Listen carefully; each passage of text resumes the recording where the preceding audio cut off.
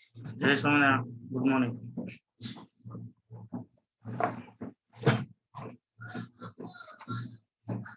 નવા ચેપ્ટરની શરૂઆત કરીએ.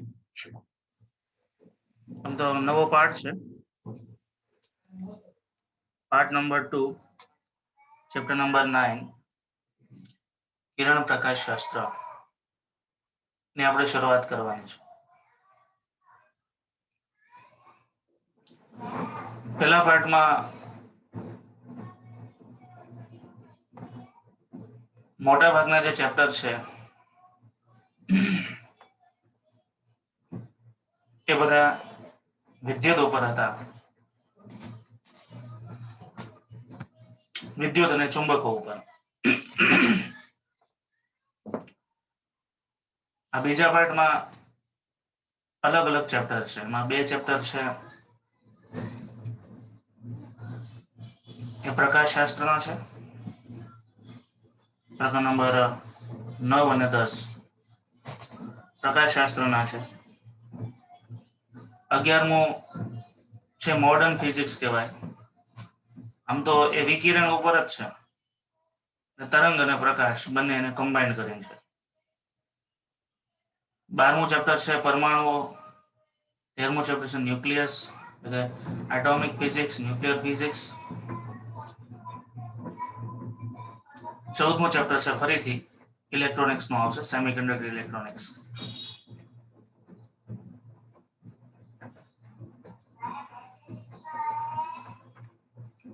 નવમું ચેપ્ટર છે એનું માર્ક્સ નું વેઇટેજ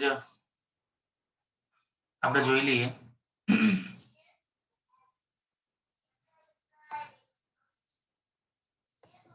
તમારી જે ટેક્સ્ટ બુક છે, ટેક્સ્ટ બુક એ 100 MB ઉપરની છે, એટલે વોટ્સએપ થી સેન્ડ નથી થતી.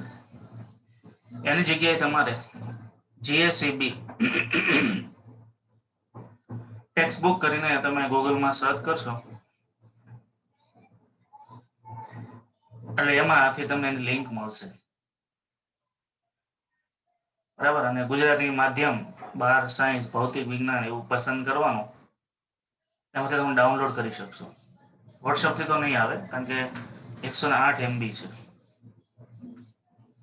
અમુક પેજ કટ કરીને મોકલીએ તો થાય, એના કરતાં તમે ડાયરેક્ટ ડાઉનલોડ કરી લો, વધારે સહેલું પડશે.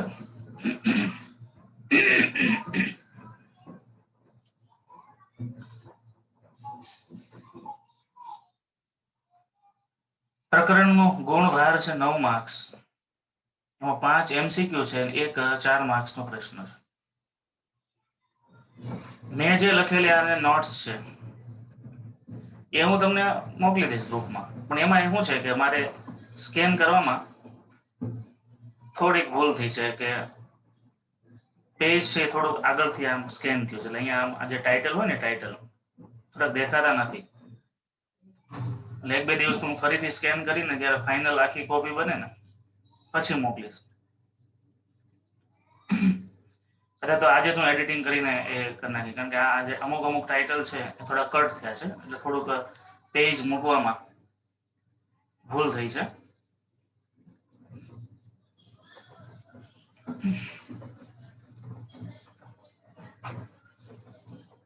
આજે ચેપ્ટર છે કિરણ પ્રકાશ શાસ્ત્રમાં 5 MCQ, 4 માર્ક્સનો પ્રશ્ન, એમ કુલ 9 માર્ક્સનું ચેપ્ટર છે. પ્રસ્તાવનાની અંદર જોઈએ તો પ્રકાશ શાસ્ત્રના 2 વિભાગ છે. એક કિરણ પ્રકાશ શાસ્ત્ર જેને આપણે પ્રકરણ નંબર 9 કહીએ છીએ, અને બીજું છે તરંગ પ્રકાશ શાસ્ત્ર જે છે પ્રકરણ નંબર 10. કિરણ પ્રકાશ શાસ્ત્રમાં કઈ કઈ બાબતનો અભ્યાસ આવે છે? આની અંદર પ્રકાશનું પરાવર્તન, વક્રીભવન, પૂર્ણાંતરિક પરાવર્તન, પ્રકીર્ણન કે સ્કેટરિંગ અને પ્રકાશી ઉપકરણો. પ્રકાશી ઉપકરણો એટલે કે ઓપ્ટિકલ ઇન્સ્ટ્રુમેન્ટ, જેમાં કે માઇક્રોસ્કોપ, ટેલિસ્કોપ વગેરે. તરંગ પ્રકાશ શાસ્ત્રમાં કઈ બાબતનો અભ્યાસ આવે? તરંગ પ્રકાશ શાસ્ત્રમાં વ્યતિકરણની વાત આવે, વિવર્તનની વાત આવે, ધ્રુવીભવનની વાત આવે, અને પ્રકાશી ઉપકરણો જે આપણે નક્કી કર્યા, ટેલિસ્કોપ કે માઇક્રોસ્કોપ, એનું વિભેદન શક્તિને ઇંગ્લિશમાં કહેવાય રિઝોલ્યુશન પાવર. તો બંને બ્રાન્ચ ના જુદી જુદી ઘટનાઓની આપણે અભ્યાસ કરવાનો છે. પ્રસ્તાવના પછી તમારે 9.2 મુદ્દો છે. 9.2 એમાં વાત આવે છે ગોળી અરીસા વડે થતું પરાવર્તન. હું માનું છું ત્યાં સુધી આ ચેપ્ટર છે ને એ 10મા ધોરણમાં તો તમારે આવતું. પ્રસ્તાવનાની મેં વાત કરી. આમ તો પ્રકાશ ને અટપટી આઈટમ છે. એટલે કે પ્રકાશ છે એના ઉપર અલગ અલગ વૈજ્ઞાનિકોના જુદા જુદા મંતવ્યો આવેલા. આપણે દ્વૈત સ્વભાવના ચેપ્ટરમાં પણ એ વાત આવશે. ન્યૂટને એના ઉપર એ વાત કરી કે પ્રકાશ છે એક એવો સૂક્ષ્મ કણ છે કે જે માત્ર સીધી રેખામાં જ ગતિ કરે. આવું ન્યૂટનનું અનુમાન હતું સૌપ્રથમ. ત્યાર પછી મેક્સવેલે કીધું કે પ્રકાશ એ વિદ્યુત ચુંબકીય તરંગો છે. ત્યાર પછી આઈન્સ્ટાઈન કહે છે કે પ્રકાશ છે એ ફોટોન છે, જેને ફોટો ઇલેક્ટ્રિક અસર કહીએ છીએ. એટલે પ્રકાશ છે એક પ્રકારનો કણ છે.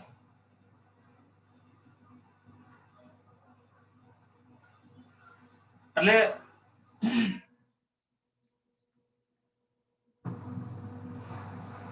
એના ઉપરથી આ 3 ચેપ્ટર અલગ અલગ થયા.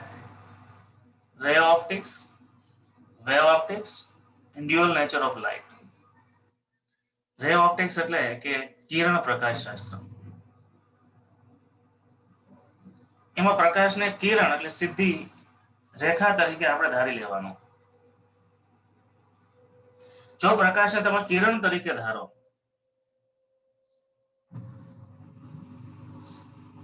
તો એ કઈ પ્રકારની ઘટનાઓ આપણે અભ્યાસ કરી શકીએ.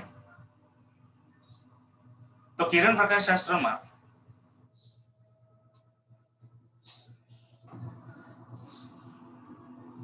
એવું તમારે ધારવું પડે કે પ્રકાશ છે સુરેખ માર્ગે જ ગતિ કરે છે.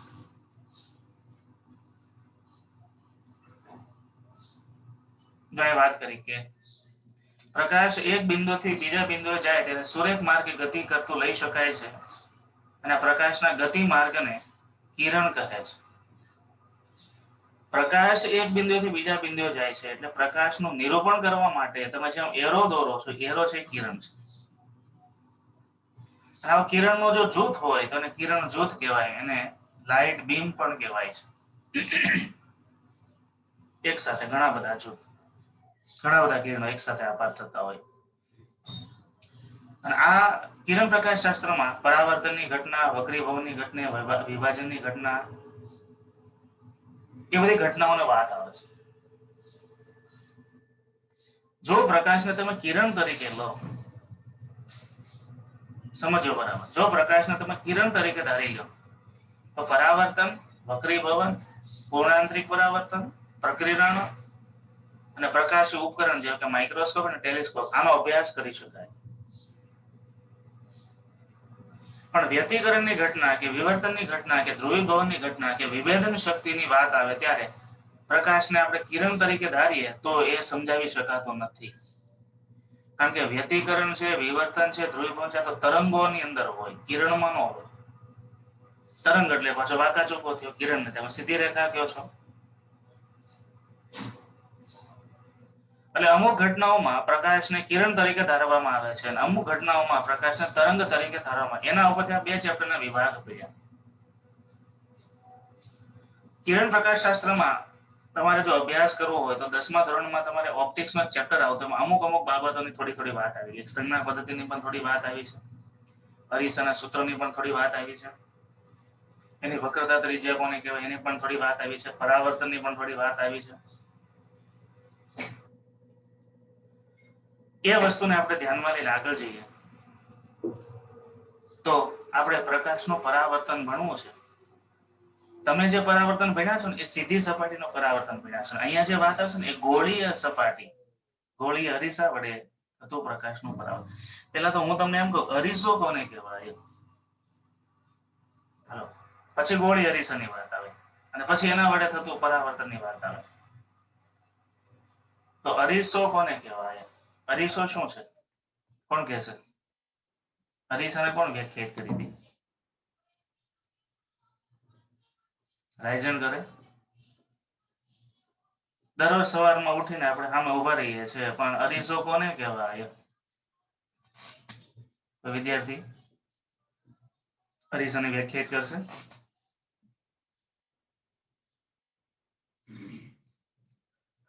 અરીસાને આપણે ઇંગ્લિશમાં મિરર કહીએ છીએ. મિરર.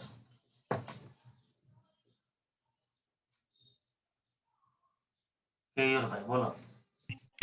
કોઈ પણ કાચ હોય એની પાછળ સોનેરી કલરનું અથવા ચળકટ ધરાવતો ગમે એ કલર લગાડી દે એટલે આપણને એમાં પછી આપણે એમાં મોઢું જોઈ છીએ, એને અરીસો કહેવાય.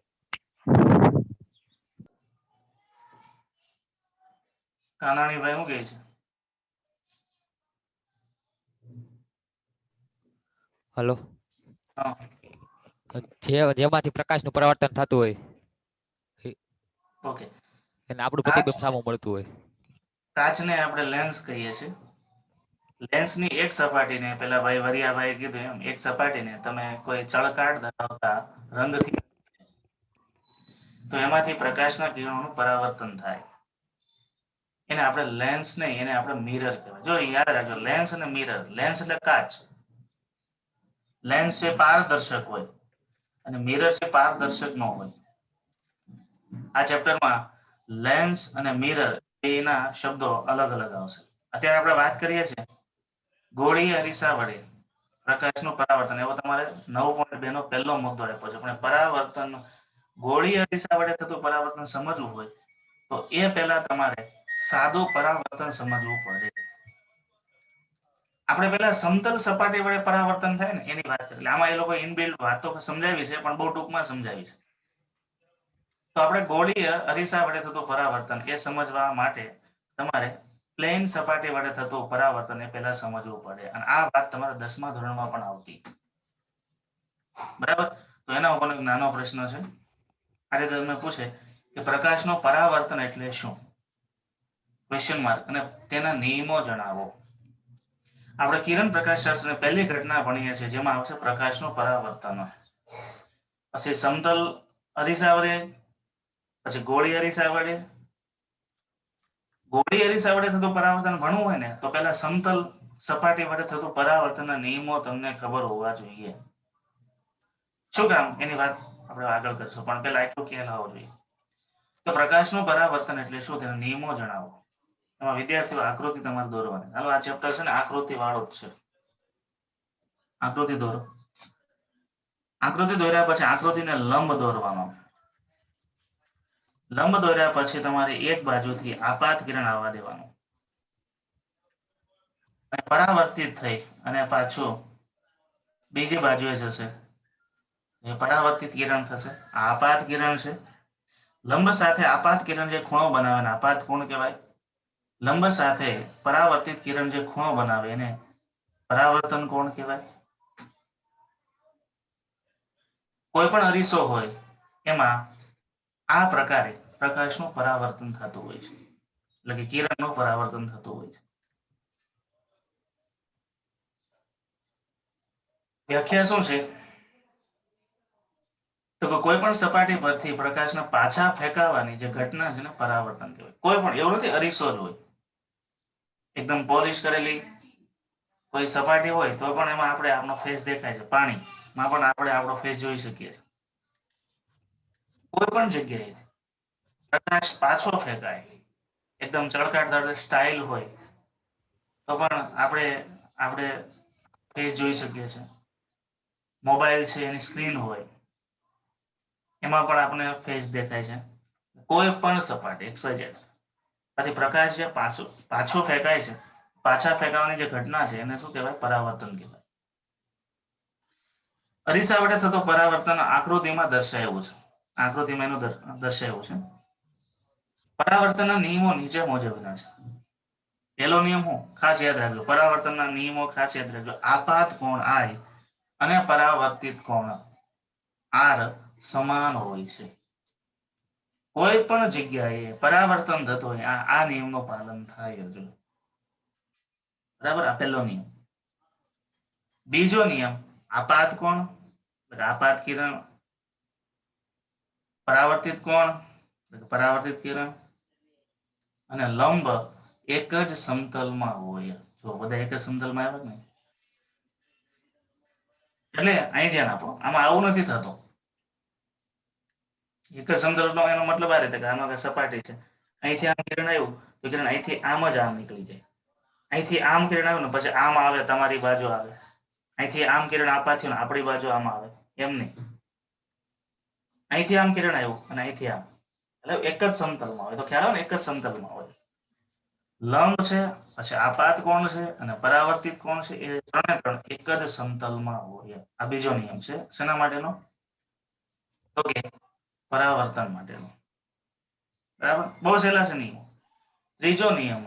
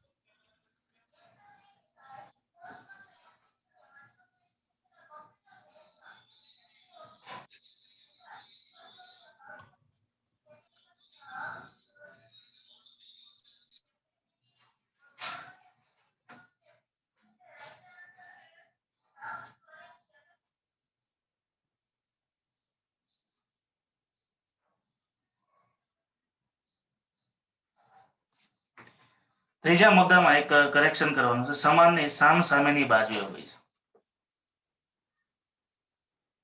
આય અને આર ની દિશા સમાન. દિશા સમાન નહીં, પણ એની સામ સામેની બાજુએ હોય છે. પણ એ ત્રીજો નિયમ તો વધારાનો છે. દિશાની જો વાત કરો તો પરસ્પર વિરુદ્ધ હોય. આ અને આ એની મિરર ઇમેજ થાય. બરાબર, એટલે ત્યાં એક થોડુંક તમારે કરેક્શન જોઈ લેવાનું. દિશા એટલે કે આય અને આર સામ સામેની બાજુએ હોય, સમાન નહીં, સામ સામેની બાજુએ હોય છે. તમારી બુકમાં આપ્યો છે ને રીતે ત્રીજો નિયમ.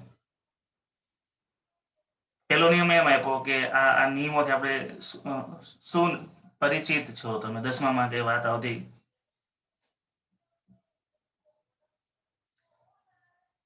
આપાત કોણ અને પરાવર્તિત કોણ સમાન હોય, એક જ સમતલમાં હોય, અને આપાત કિરણ અને પરાવર્તિત કિરણ લંબની સામ સામેની બાજુએ સમાન હોય. લંબની બંને બાજુએ સમાન હોય એમ હોય.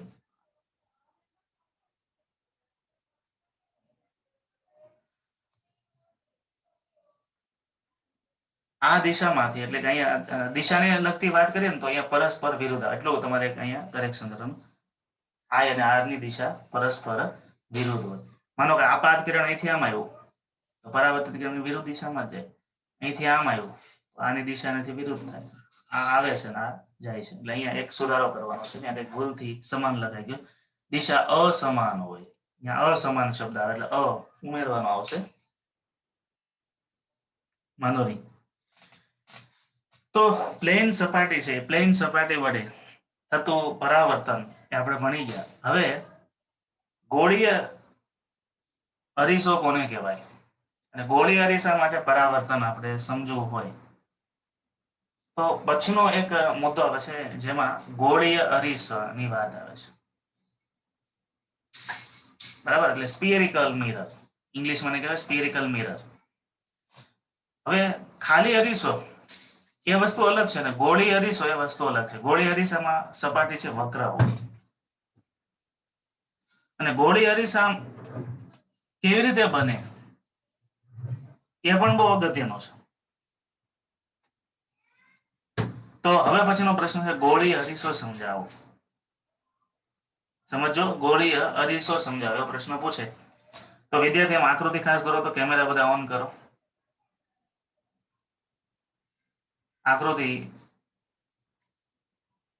કેમેરા બધા ઓન કરો. પેલા છે ને બધા એક ડોટેડ લાઈનથી આવું સર્કલ બનાવો. ડોટેડ લાઈનથી એક સર્કલ કરો. પરિઘરની જરૂર નથી કારણ કે એક્ઝામ આવે તો તમારી પાસે સમય નહીં. ડોટેડ લાઈનથી એક આખું સર્કલ બનાવો.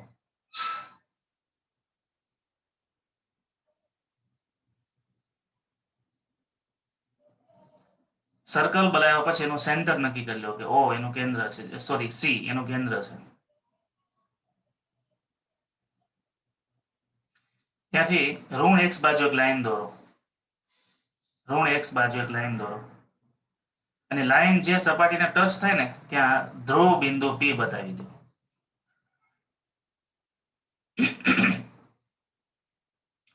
હવે ધ્યાન આપજો. આ માનો કે આ આખે આખો છે ને એ કાચનો એક કટોરો છે, કાચનો ગોળો છે. એવું માની લો કે કાચનો મોટો ગોળો છે અને કાચના મોટા ગોળામાંથી તમે એટલો ભાગ કટ કરી લીધો. એટલો ભાગ કટ કર્યો ને કટ માધ્યમ A થી B સુધી કેમ ડોટેડ લાઈન બતાવે છે, કટ મારો.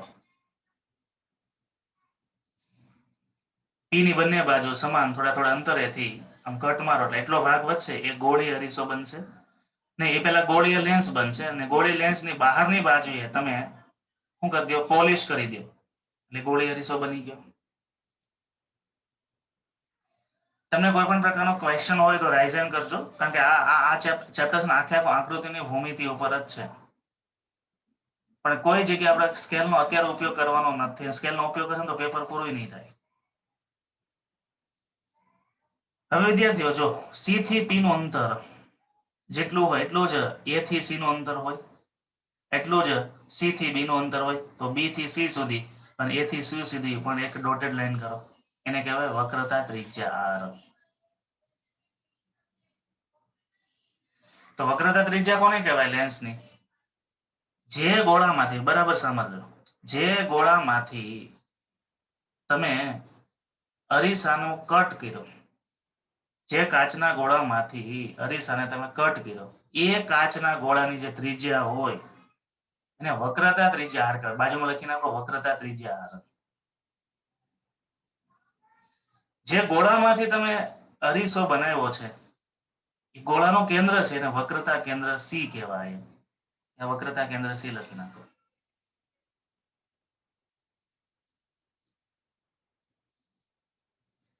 અચ્છા, P બિંદુ છે ને, P બિંદુને ધ્રુવ બિંદુ કહેવાય છે. ધ્રુવ બિંદુ. P બિંદુ છે ને ત્યાં ધ્રુવ બિંદુ નામ લખી નાખો.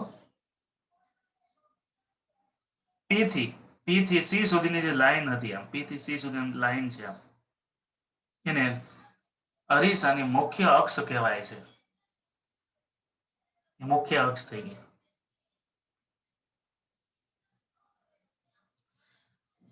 બધું આવી ગયું. કેન્દ્ર લંબાઈ અને કેન્દ્ર બિંદુની વાત બાકી છે, ધ્યાન આપજો. અને કેન્દ્ર સમતલની વાત બાકી છે. હવે ધ્યાન આપો. જો આ એક અરીસો બની ગયો A P અને B. A P B એક ગોળી અરીસો બની ગયો. હવે અહીંયાથી મુખ્ય અક્ષને સમાંતર કોઈ કિરણો આપાત કરો તો મુખ્ય અક્ષને સમાંતર જે કઈ કિરણો આપાત કરો એ બધા કિરણો ક્યાં કેન્દ્રિત થાય? તો કે જે બિંદુ પર કેન્દ્રિત થાય એ બિંદુને કેન્દ્ર બિંદુ કહેવાય.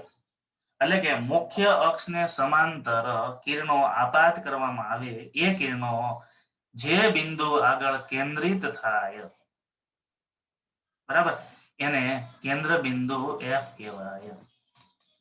બરાબર. તો જો અહીંથી આમ બતાવો, મુખ્ય અક્ષ આ છે, C થી P મુખ્ય અક્ષ છે, એને સમાંતર કિરણ આવે છે. અહીંથી આમ આવવા દેવો કિરણ. અહીંયા ટચ થયું, અહીંયાથી પરાવર્તિત થઈ ને પાછું F પાસેથી એ પસાર થશે. હવે અહીંયા ધ્યાન આપો વિદ્યાર્થીઓ. હવે આ આખી આખી ગોળાકાર સપાટી છે, પણ આખી આખી ગોળાકાર સપાટીનો એક આ નાનો ભાગ છે ને, ઝૂમ કરો તો આખી આખી ગોળાકાર સપાટી છે. એ આખી આખી ગોળાકાર સપાટીને નાનો ભાગ છે ને ઝૂમ કરીને જોઈએ તો હજુ આને બહુ ઝૂમ કરો તો શું થઈ જાય? એક પ્રકારનો સમતલ. એટલો ભાગ છે એ સમતલ સપાટી તરીકે કામ કરે. એટલો ભાગ છે સમતલ અરીસા તરીકે કામ કરે. સમતલ અરીસા તરીકે કામ કરે તેનો લંબ છે આ બાજુથી આ બાજુમાં આવશે. અહીંયાથી આ આપાત કિરણ આવ્યું, આ પરાવર્તિત કિરણ થયું. આપાત કિરણ અને પરાવર્તિત કિરણ લંબની બંને બાજુ કેવો હોય? સમાન હોય. અરે ખરેખર ગોળાકાર સપાટી છે, પણ ગોળાકાર સપાટી સૂક્ષ્મ રીતે જોવા જાઓ તો એક સમતલ સપાટીનો ભાગ હોય છે. ભલે આપણે ગોળાકાર અરીસો લઈએ, પણ આ જે બિંદુ છે, આ બિંદુ એ સમતલ અરીસા તરીકે જ કામ કરે છે. એટલે અહીંયા પરાવર્તનનો નિયમ લાગે, એટલે અહીંયાથી જે કિરણ આપાત થયો એ કિરણ ફરીથી અહીંયા ની સાથે, અને આ જેમ તમે એ બિંદુ બતાવ્યો ને અહીંયાથી આ, હા. અને બીજી વિદ્યાર્થી મારે એ વાત કરવી છે, ધ્યાન આપજો. વક્રતા ત્રિજ્યા r એ હંમેશા ગોળાકાર અરીસાને લંબ રૂપે હોય છે. જો અહીંથી આમ ગોળાકાર આમ કટ મારી હોત, આ છે વક્રતા ત્રિજ્યા, તો અહીંથી આમ લંબ આવી કે ન આવી? અહીંયાથી છે આ પણ વક્રતા ત્રિજ્યા કહેવાય, તો એ પણ આ સપાટીને કેવી છે? લંબ છે. આ પણ વક્રતા ત્રિજ્યા છે, એ પણ સપાટીને કેવી છે? લંબ છે. હેલો, વક્રતા ત્રિજ્યા છે હંમેશા ગોળાકાર સપાટીને લંબ રૂપે હોય.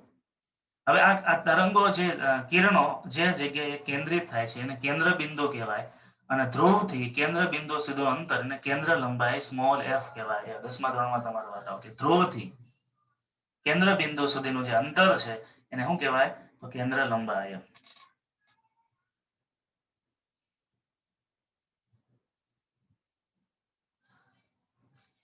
હવે એવી સમતલની કલ્પના કરો કે જે કેન્દ્ર બિંદુમાંથી પસાર થતું, એને કેન્દ્ર સમતલ કહેવાય. કેન્દ્ર સમતલ છે તો કઈ બહુ ખાસ ઇમ્પોર્ટન્ટ નથી, પણ આ બાકીનું છે બધું ઇમ્પોર્ટન્ટ. ધ્રુવ બિંદુ, કેન્દ્ર લંબાઈ, કેન્દ્ર બિંદુ, વક્રતા કેન્દ્ર, વક્રતા ત્રિજ્યા, આ 5 વસ્તુ છે એ ખૂબ જ અગત્યની છે ગોળાકાર અરીસા માટે. આપણે અંતર્ગોળની વાત કરી, હવે આગળ અંતર્ગોળ બહિર્ગોળ કેવી રીતે બને એ બધી વાત પણ આવે છે. ચલો, આ ગોળાકાર અરીસામાં કોઈ વિદ્યાર્થી કોઈ પણ પ્રકારની કઈ ક્વેરી હોય તો રાઇઝન કરે. પહેલી વાત શું યાદ રાખવાની? વક્રતા ત્રિજ્યા હંમેશા અરીસાને કેવી હોય? લંબ હોય. અરીસાની સપાટીને લંબ રૂપે હોય. બરાબર. પછી ધ્રુવ બિંદુ છે, ત્યાંથી સી સુધીનું અંતર છે એને આપણે વક્રતા ત્રિજ્યા r કહીએ છીએ. ધ્રુવ બિંદુથી કેન્દ્ર બિંદુ સુધીનું અંતર છે અને કેન્દ્ર લંબાઈ સ્મોલ f કહીએ છીએ.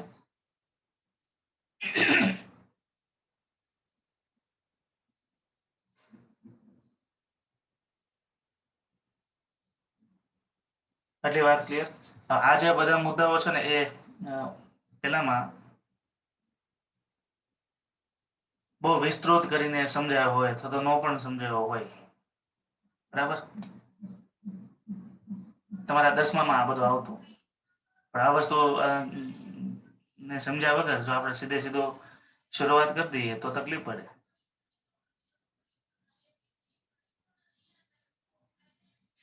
ચલો, આકૃતિમાં દર્શાવ્યા મુજબ કાચના ગોળાને એ બી બિંદુએથી કાપવામાં આવે છે.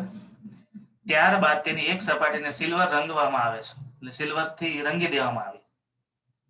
તેનાથી બનતી રચનાને ગોળી અરીસો કહે છે. એટલે એવું કે કાચનો ગોળો હતો, એની એ બી બિંદુએથી કટ મારી દીધી, હતો આખો ગોળો. હવે તો આપણે કટ પાસે એટલો જ ભાગ લીધો.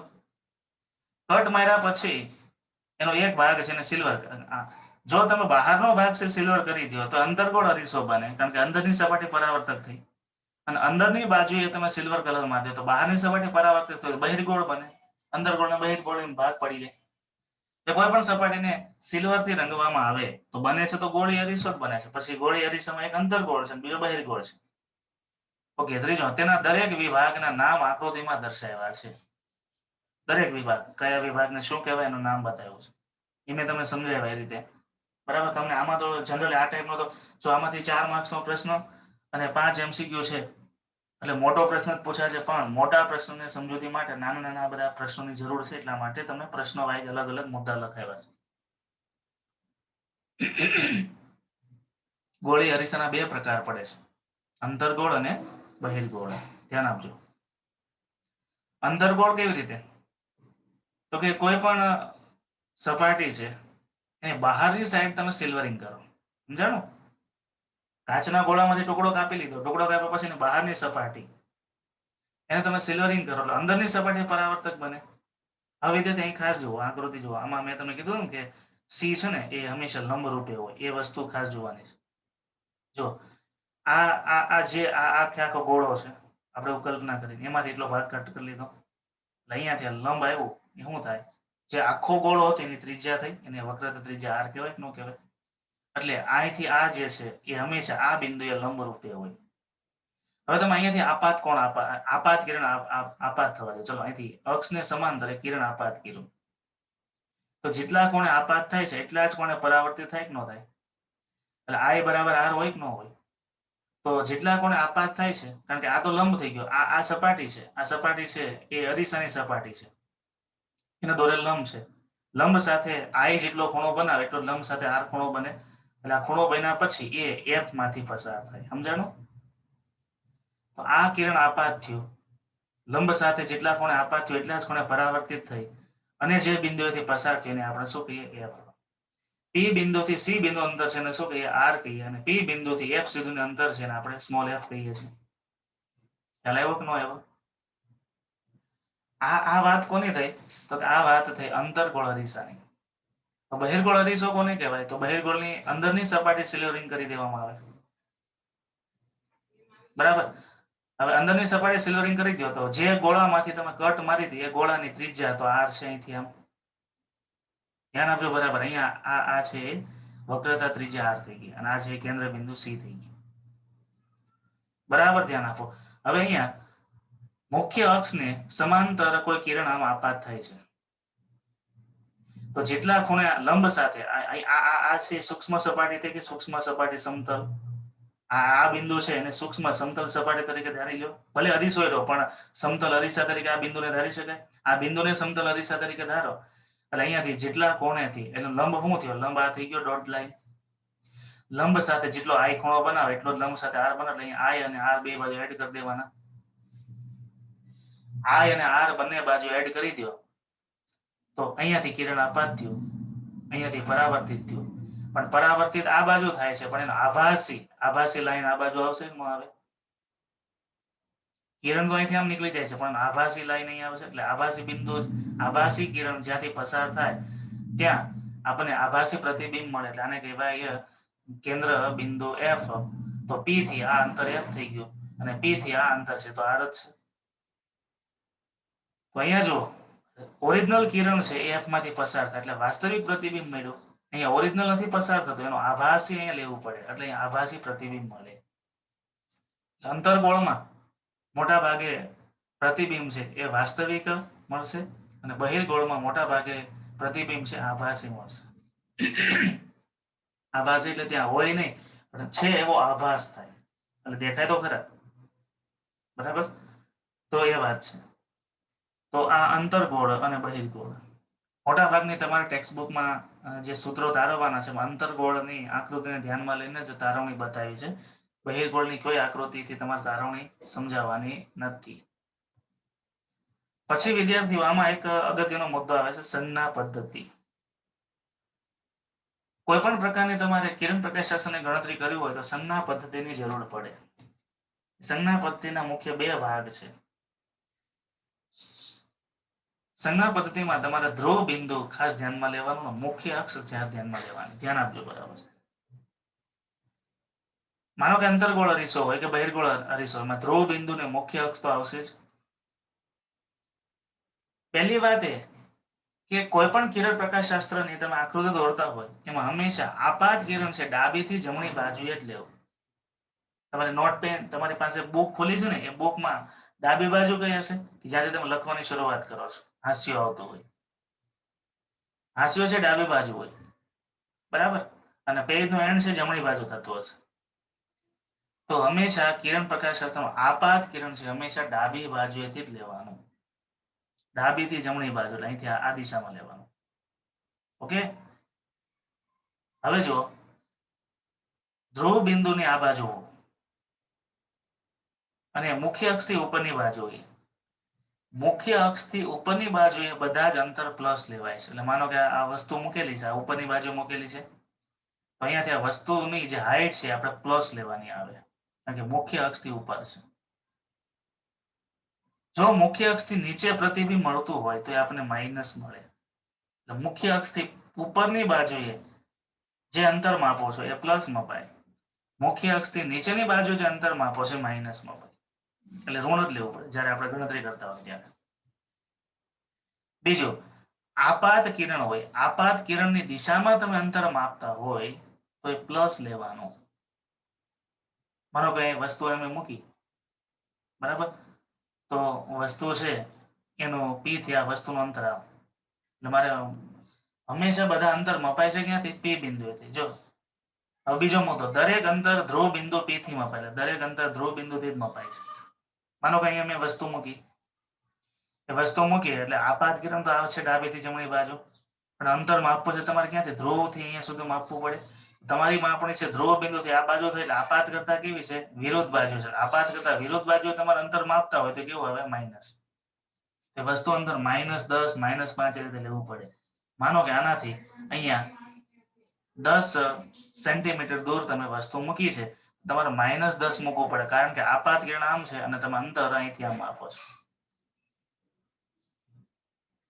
એટલે આપાત કિરણની દિશામાં જો અંતર મપાતું હોય તો પ્લસ મપાય, આપાત કિરણની વિરુદ્ધ દિશામાં તમે અંતર માપતા હોય તો માઇનસ. સંદર્ભ કોને લેવાનો? ધ્રુવ બિંદુને. પછી તમે અરીસાની આ બાજુ હોય કે અરીસાની આ બાજુ, એનાથી કોઈ ફેર નથી પડતો.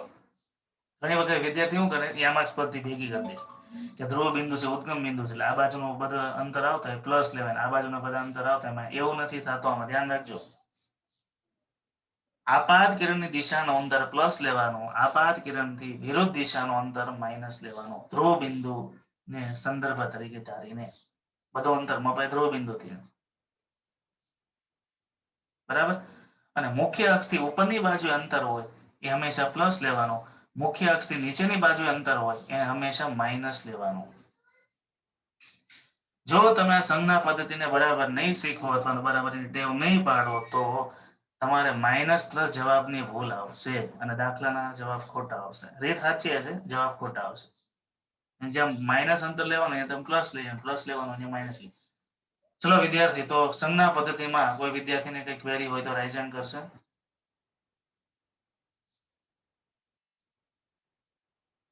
બહુ સહેલું ચેપ્ટર છે અને 9 માર્ક્સ તો બહુ રોકડા છે. અને બહુ ટૂંકું ને ટચ છે, લખવાનું બહુ ઓછું છે, ગણતરીઓ બહુ ઓછી છે, ખાલી તમારે આકૃતિની ભૂમિતિ જ સેટ કરવાની છે.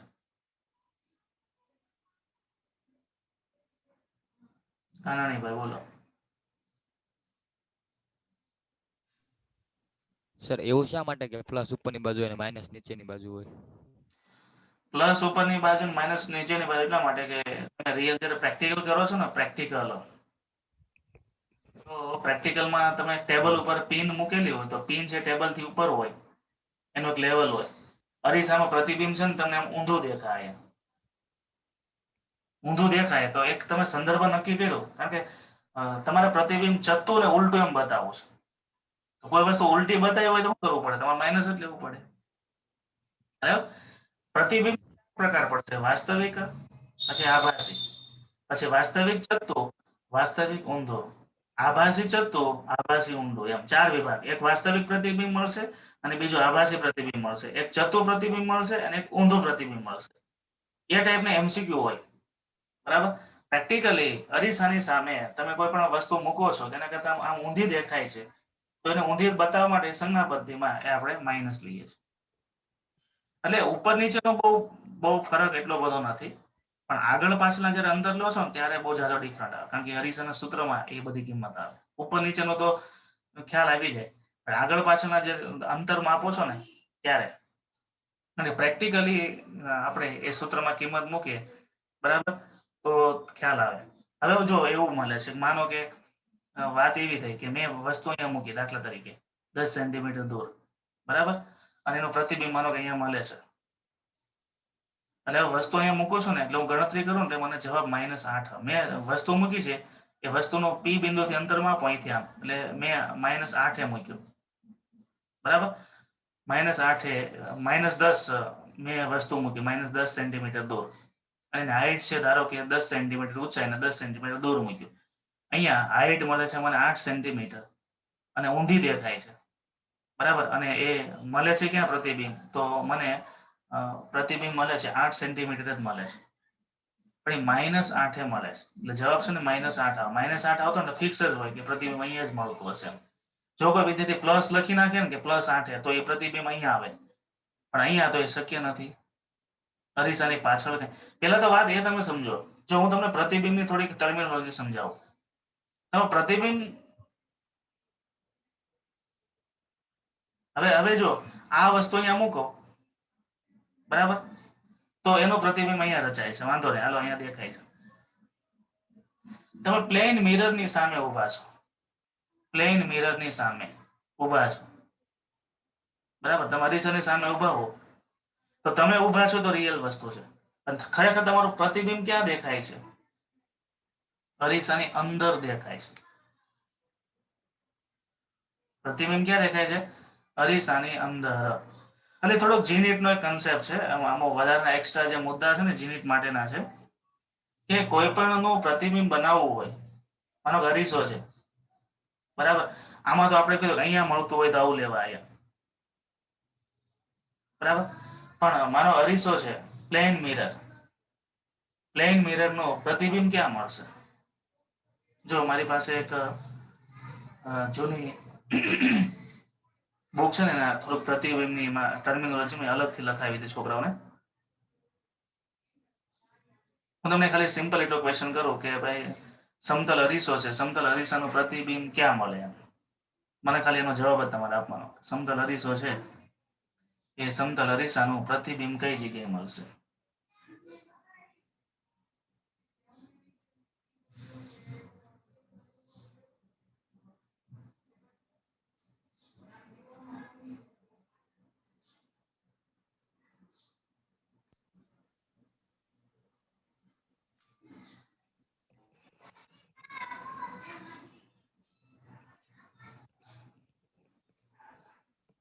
આમાં નથી, એ આખી વસ્તુ અલગ હોય ગઈ છે. એ જીનીટ માટેનો મુદ્દો છે ને, નોટ્સ હું તમને અલગથી આપીશ.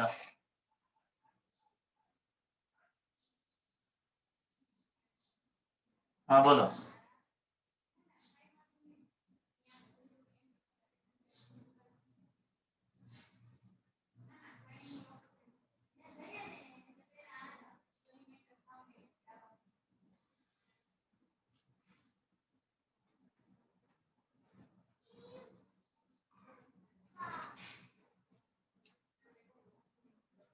દાખલા તરીકે આ મિરર છે, બરાબર. આ મિરર છે, અહીંયા તમે વસ્તુ મૂકી, પ્રતિબિંબ ક્યાં મળશે?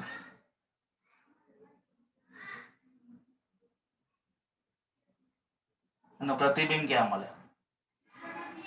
તો હું એમ કહું કે એનું પ્રતિબિંબ અહીંયા મળે, અહીંયા. તો તમે એમ કહો સાહેબ આ વચ્ચે અરીસો આવી ગયો, અહીંયા થોડો પ્રતિબિંબ મળે,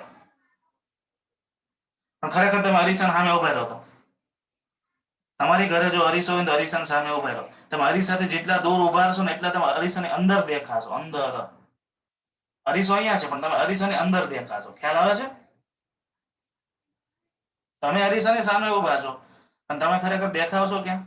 અરીસાની અંદરની બાજુ. એટલે આ અરીસો હોય ને પ્લેન મિરર, એનો અહીંયા મૂક્યો હોય તો એનું પ્રતિબિંબ અહીંયા આવે.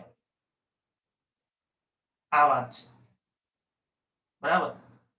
એટલે માનો અંતર્ગોળ અરીસો હોય તો પ્રતિબિંબ અહીંયાથી આવતો અહીંયા આવશે, આમ અહીંયા દેખાશે. તમને એવું દેખાય કે પ્રતિબિંબ છે બહારની બાજુ ખેંચાઈ ગયું. પ્લેન મિરરમાં તમે ઉભા રહો, પ્લેન મિરરમાં તમે અંદરની બાજુ ઉભા છો એવું દેખાય, એ તમારું પ્રતિબિંબ છે. જોયું કે નહીં? ટ્રાય કરો મિરરની સામે. તમારી ઘરે કોઈ અરીસો હોય, અરીસામાં ખાસ કરીને મોટો અરીસો હોય ને તેજુરીનો, તો અરીસાથી 5 ફૂટ દૂર ઉભા હશો ને તો અંદર તમે 5 ફૂટ દૂર જ દેખાશો. તમે જેમ જેમ અરીસાની નજદીક આવતા જશો એમ પ્રતિબિંબ તમારો અરીસાની તમારી નજદીક આમ આવતું દેખાશે. એટલે આ પ્લેન મિરર છે. પ્લેન મિરરમાં અહીંયા વસ્તુ મૂકો તો આ વસ્તુનું પ્રતિબિંબ અહીંયા દેખાય, બરાબર છે, એની પાછળ દેખાય. અને પ્રતિબિંબ કેવું દેખાય છે? વાસ્તવિક અને ચત્તુ દેખાય છે, કે તમે ઊંધા દેખાવ છો. આ સાંગાની ભાઈ શું બતાવો શું છે ભાઈ?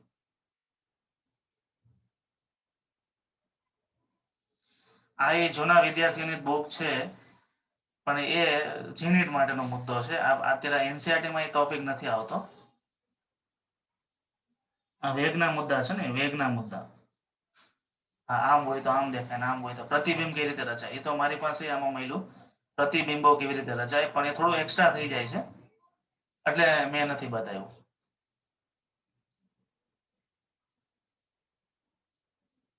એ પ્રતિબિંબના વેગ માટેનો મુદ્દો છે.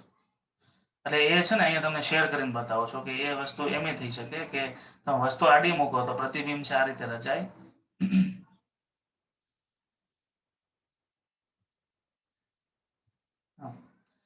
જો કોઈ બિંદુવત વસ્તુ હોય તો એનું પ્રતિબિંબ બિંદુવત જ મળે. કોઈ ઊભી વસ્તુ રાખો તો એનું પ્રતિબિંબ ઊભું જ મળે. કોઈ આડી વસ્તુ રાખો તો એનું પ્રતિબિંબ આડું જ મળે. તમારે અરીસા સામે પેન આમ મૂકજો તો તમારી પેન આમ તમને સામી દેખાશે. જો પ્લેન મિરરમાં આ વસ્તુ છે તો એને પ્રતિબિંબ દેખાય. પ્લેન હોય તો આ બધા પ્લેન માટેના નિયમો છે. અને કદાચ આ પ્લેન માટે નિયમો છે ને તો 10માં કેવા કંઈક આવી ગયા હશે એટલે આ લોકો એમાં રિપીટ નથી કર્યા. બરાબર, આ વાતે આવશે પણ હજુ થોડી વાર છે. પછી બીજી વાત એ કે તમે વસ્તુને જેટલા વેગથી એની નજદીક લઈ જાઓ પ્રતિબિંબ એનાથી ડબલ વેગથી નજદીક આવે. બરાબર, સોરી, પ્રતિબિંબ છે એટલા વેગથી જ નજદીક આવે. તમે જેટલા વેગથી તમે વસ્તુને ખસેડો એટલા વેગથી પ્રતિબિંબ પણ ખસે, પ્લેન મિરર હોય તો. પણ ઘણી વખતે એવું થાય કે તમે પ્રતિબિંબને સ્થિર રાખી દો, વસ્તુને સ્થિર રાખી દો અને મિરરને તમે તમારી બાજુ ગતિ કરો. એટલે આ બધા મુદ્દા છે થોડા એક્સ્ટ્રા છે અને જીનિટ માટેના છે એટલે એમાં બહુ નથી પડતા. ચલો, તો ગોળી અરીસા વડે થતું પરાવર્તન, ગોળી અરીસાનું સમજૂતી, એના બે પ્રકાર, એની સંજ્ઞા પદ્ધતિ, એ બધી વાત થઈ. એ સિવાયનો કોઈ વિદ્યાર્થીને કઈ ક્વેરી હોય તો રેઝન કરે. હજુ તો આપણે શરૂઆત કરીએ છીએ પણ આ બહુ પાયાના નિયમો છે, બહુ પાયાના નિયમો છે. હજુ પણ તમને કઈ ડાઉટ હોય તો પૂછી શકો છો. છે કોઈ વિદ્યાર્થીને કઈ ક્વેરી?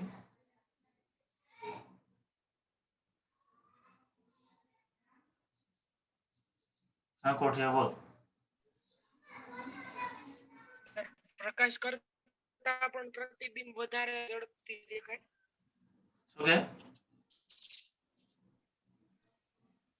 સામે રાખો ને પછી ફેરવી તો તારો અવાજ નહીં પૂરો પોતનો. અરીસો હોય, અરીસો હા, એમાં પ્રકાશ શું કહેવાય પસાર કરવી ને ઈ કરતા પણ પ્રકાશ વધારે હોય કે પ્રતિબિંબ અરીસામાં તમે પ્રકાશ પસાર કરો એના કરતા વધારે ઓછું કઈ ખબર નહીં પડે. તારો ક્વેશ્ચન શું છે? પ્રકાશ નો ચિત્ર આપણે અંદર દેખાય ઈ આમ પ્રકાશ કરતા વધારે હોય એમ ઓછું જ હોય ને, એમાં શોષણ થાય તો ઓછું જ હોય. આપાત કરતા ઓછું જ હોય. બધા કિરણો ભેગા કરી દે છે એ બધી વાત આવશે. તો એ અરીસાની વાત નથી, તું લેન્સની વાત કરે છે. જે કિરણો ભેગા થાય ને એ લેન્સ, બહિર્ગોળ લેન્સની વાત આવશે, એમાં આવશે ની થિયરી. કનાણીભાઈ બોલો. સર, આપણે અરીસાની જાડાઈ પ્રતિબિંબ ઉપર પ્રતિબિંબમાં અસર કરે? નહીં, જાડાઈ નો અસર કરે. પરાવર્તક સપાટી છે ને એટલે અરીસાની જાડાઈ આ પિક્ચરમાં નથી આવતો, પણ લેન્સ હોય ને તો લેન્સની જાડાઈ આવશે. અરીસો હોય તો પતલો હોય કે જાડો હોય કે એ નથી. જાડો અરીસો શું આ લોકો મજબૂતાઈ માટે રાખતા હોય છે જનરલી, એનાથી અસર નથી થતી.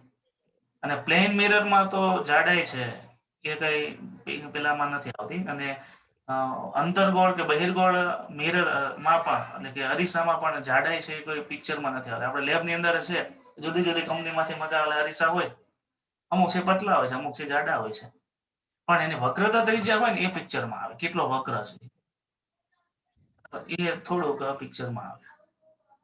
અને પોતાની જાડાઈ એ જનરલી અરીસા માટે કઈ બહુ એનું ઇમ્પોર્ટન્ટ છે નહીં. કદાચ બહુ જાડો અરીસો હોય તો એનું એપ બદલાઈ જાય કે વધારે કેન્દ્રિત કરે, એવું નથી. એ લેન્સ માટે આવશે. જાડા એ પતલા એ બધી લેન્સ માટે આવશે. અરીસા માટે તો કોઈ પણ કાચના ટુકડાને એક સપાટી તમે સિલ્વરિંગ કરી દો તો રંગી દો એટલે અરીસાનું જ કામ કરે છે. ચલો બીજો કોઈ?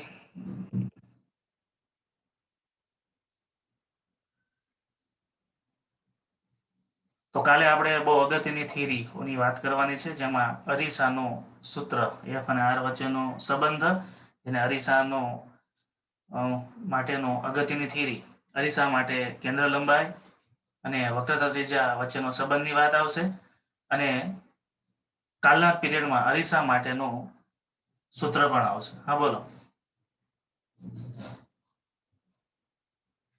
કાનણીભાઈ.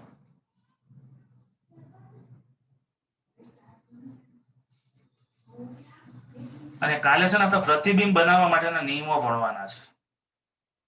ગોળાકાર અરીસો હોય એ ગોળી અરીસા માટે પ્રતિબિંબ કેવી રીતે બનાવવું, તો એના નિયમોની વાત આપણે કરવાના છીએ.